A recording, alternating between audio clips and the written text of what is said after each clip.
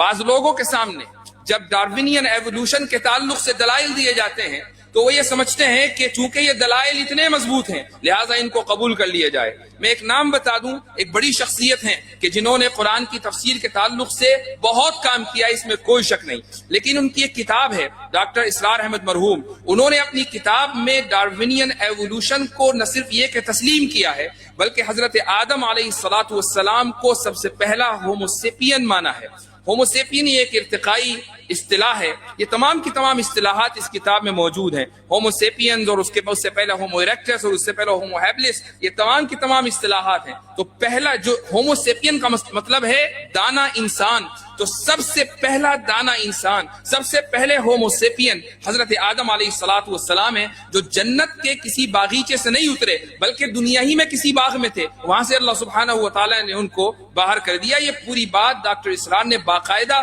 اپنی کتاب میں لکھی ہے اور قرآن کی آیتوں کے اندر تعبیر کر کے انہوں نے نظریہ ارتقاء کو ثابت کیا ہے۔ میں یہ نہیں کہتا کہ اگر کسی شخص سے کہیں ایک جگہ غلطی ہو جائے تو آپ اس کی تمام خدمات کو رد کر دیں، لیکن اگر کہیں غلطی ہوئی ہے تو غلطی کا ادراک اور غلطی کا اس اظہار کرنا یہ بھی ضروری ہے تاکہ دوسرے لوگ متنبہ رہیں۔ اس ملک میں بر صغیر میں تجدید کے بلکہ تجدد کی تحریک کے جو سب سے بڑے رہنما ہیں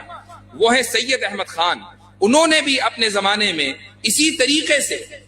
یہی رویہ اختیار کیا معذرت خواہی کا کہ ان کے سامنے جنت اور جہنم کے مسائل آئے تو جنت کو انہوں نے اچھی کیفیت اور جہنم کو انہوں نے بری کیفیت سے تعبیر کر دیا، ملائکہ کا انہوں نے انکار کر دیا وغیرہ وغیرہ۔ یہ بات میں نے اس لیے کہی چونکہ اگر ایک آدمی کی ایک میدان میں خدمات ہیں تو اس کا مطلب یہ نہیں ہے کہ وہ تمام کی تمام غلطیوں سے بری ہے۔ ایک آدمی نے اگر کسی ایک خاص میدان میں امت کے اوپر اور ملت کے اوپر احسان کیا ہے تو اس کا مطلب یہ نہیں ہے کہ آنکھ بند کر کے ہم اس کی تفسیر بھی قبول کریں گے اور اس کے فقہی مسائل بھی قبول کریں گے اور اس کے فتاوی بھی قبول کریں گے، ایسا نہیں ہے۔ اس کا احسان اپنی جگہ، لیکن جب بات قرآن کی آئے گی اور جب بات قرآن کی تعبیرات کی آئے گی، جب بات مسلمات کی آئے گی، اصولوں کی آئے گی، عقائد کی آئے گی، تو پھر بات رسول اکرم صلی اللہ علیہ وسلم سے چلے گی، صحابہ تک آئے گی، تابعین سے آئے گی، تبع تابعین سے آئے گی، محدثین اور ائمہ کی بات چلے گی، پھر تجدد پسندوں کی بات نہیں چلے گی۔ اور ایسے حضرات کی ان تجدد پسندانہ عزائم کا اظہار بھی کیا جائے گا، پھر کسی کو برا لگے یا اچھا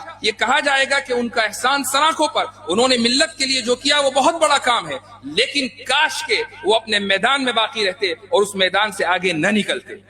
اگر آج ہم امام غزالی کے اوپر نقد دیکھ سکتے ہیں، ابن رشد پر تنقید کر سکتے ہیں، بڑے بڑے ابن سینا کے اوپر تنقید کر سکتے ہیں اور بڑے بڑے فلاسفر کے اوپر تنقید کر سکتے ہیں، تو پھر آج کے دور کے متجددین پر تنقید کیوں نہیں کی جا سکتی؟ یہ بات اس لیے کہہ رہا ہوں چونکہ الحاد کے ڈانڈے تجدد سے ملتے ہیں۔ ایک آدمی اگر تجدد پسندی کا شکار ہو جاتا ہے، وہ مسلمات کا انکار کرنے لگتا ہے، اگر ایک شخص احادیث کے تعلق سے شکوک و شبہات کے رویے کا شکار ہو جاتا ہے تو الحاد کا راستہ اس کے لیے بالکل صاف ہو جاتا ہے۔ ایسے لوگ کہ جنہوں نے حدیثوں کا انکار کیا، کہ جنہوں نے سلف سے اعتماد ختم کر دیا، ایسے لوگ کہ جنہوں نے سلف کی بیان کردہ تفسیر کو درکنار کر دیا، ایسے لوگ کہ جنہوں نے اپنے آپ کو روایت سے منقطع کر لیا، ایسے لوگوں کی ایک بڑی تعداد آخرکار ملحد بنی ہے۔ آج کا یہ موضوع کتاب کا چونکہ موضوع رد الحاد ہے، اس لیے ان اسباب کا ذکر کرنا بھی ضروری تھا کہ جن کی وجہ سے ایک انسان بڑی تیزی کے ساتھ ملحد بن جاتا ہے۔